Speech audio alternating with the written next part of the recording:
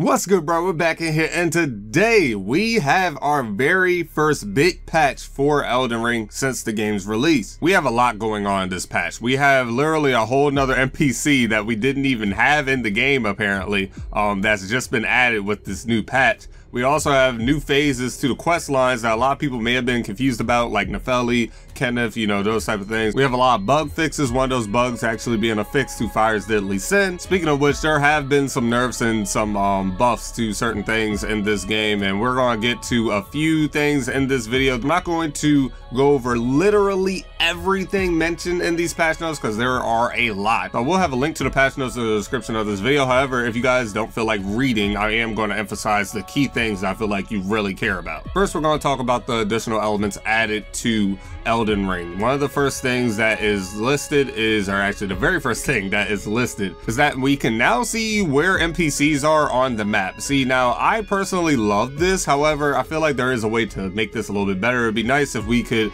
toggle on and off all these different sites of grace. These things just clutter the map after you've just cleared the game, made a good amount of progress in the game. I wish there was a way to toggle it so that you can turn off the sites of grace but see where the NPCs are, if that makes any sense. But it is nice to see that they're trying to make quality of life improvements to the game. Now, before we go further in this video, I have to point out that I am recording this a few hours after these patch notes have been even released. The reason why I mentioned that is because there are certain things like this new NPC that has been added to the game I have no information on at all. I just know that there is a new NPC in the game. If any of you guys figure out anything, definitely make sure to mention it in the comment section of this video. For example, I don't know what the new quest phases for Diallos, Nefeli, Kenneth, or even Gustok is kind of crazy. I know a lot of people have killed off Gustok. I don't know, it just felt weird. He was just sitting there stomping out a certain boss. I'm not going to say who because I don't want to spoil people, even though I know a lot of people have already made it past this boss. But he was literally just sitting there stomping them out the whole time and just repeating the same thing, even throughout the, you know, the ending of the game. I literally beat the game and he was still there doing that, and I was so confused. There's been data mine information in regards to Nefeli and Kenneth that I know has been released, even though I don't recall the specifics. But it's nice to know that Nefeli, who is a character that a lot of people really like in this game, is going to get her quest line continued. Because of the quest line continuations and because of this new NPC being added, I'm assuming that's why we're getting some new summonable NPCs in multiple situations, or that could just mean that they're making NPC summons more frequent in the game. But let's talk about some of these bug fixes. There are a lot of bug fixes, so we're just going to go over a few. As said, if you guys want to read every single thing, go ahead and click on that link in the description. We have the arcane scaling fix. A lot of people have been complaining about arcane not working properly in this game because of the scaling issues that it had with weapons and everything, but apparently that has been fixed. That's pretty awesome. That means a lot of people are going to be making more arcane builds. But I'm seeing multiple notes talking about the stat scaling for weapons in this game, so I'm looking forward to seeing how things are going to turn out. Even here it says they fixed a bug which causes some weapons to have incorrect scaling after strengthening, and this one here says fix the bug which causes some weapons to not use stat scaling, which is kind of crazy. You know, a lot of you guys have been wanting to use certain weapons and just have not been able to, or maybe you've been using them and they've just been completely trashed. Hopefully now after this update we are going to see some beautiful things in regards to those weapons. Next, we're going to talk about some cheese I mentioned in a recent video. They have fixed the Erdtree Great Shield. Yes, you can now no longer treat it like a noob tube in MW2. You just can't do that. Now the weapon is actually going to be used the way it's supposed to actually be used. It's crazy. It's like you tell people that it's bugged and people get offended. But now you guys don't have me telling you this. Now it's the actual developers themselves or the publishers of the game themselves that are telling you that this was not how the game was supposed to be played. All right, and right on cue, right below that note, we have a note that says fixed a bug which causes Fire's Deadly Sin incantation to have different effect. For people who don't know, the Fire's Deadly Sin cheese was basically you running around and applying status effects to players without even having to attack. Completely broken. I'm glad to know that they have at least looked at this issue. People literally thought this is how the skill was supposed to work.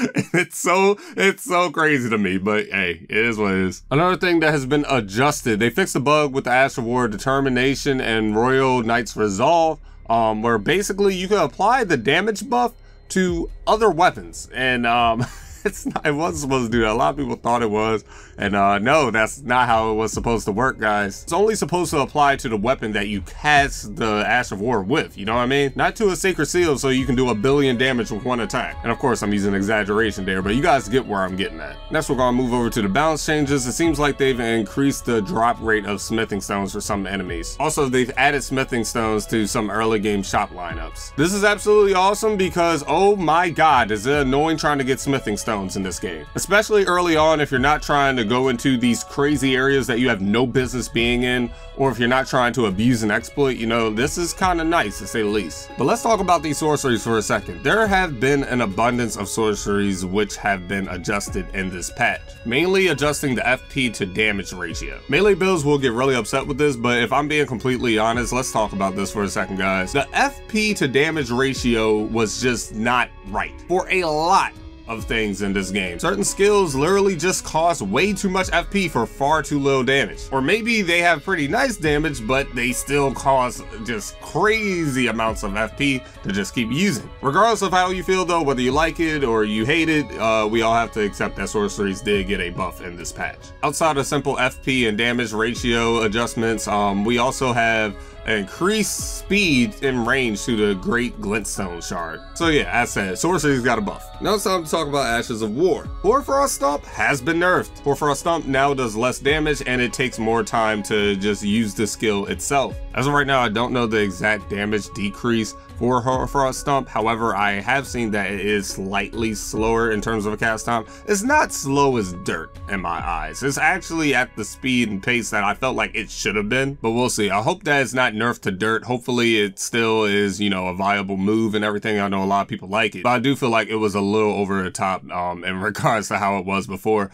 Now, this is coming from someone who actually abused the hell out of Hoarfrost Stomp, guys. Next, we're going to talk about Bloody Slash. They have increased Ash of War Bloody Slash's self-inflict damage while slightly lowering the damage and increasing the cast time. Bloody Slash was a really good Ash of War. I liked it a lot. It was definitely up there with Hoarfrost Stomp in my opinion, even though I still feel like Hoarfrost Stomp was better. But that has been nerfed as well. Now you take more damage when you use the skill and you do less damage when you use the skill. Also, on top of that, it takes more time to use the skill. I personally have never used this myself, so I have no opinion on the matter at all. And honestly, when people would use this against me in PvP, when I would get hit by it, honestly, it would just feel like it was my fault. I didn't really complain about it that much at all. It was very good, but I personally never had any issues fighting it myself. Speaking of things being very good, we're going to talk about Sword of Night and Flame. That has been nerfed in this patch. The Kamehameha and Rengoku's fire breathing techniques are not going to be as crazy as they once were. Honestly, I'm not even mad because this weapon was just absolutely insane. It was so good to the point where I had to drop it because I started to get bored. Nothing was a challenge for me at all. Like at all.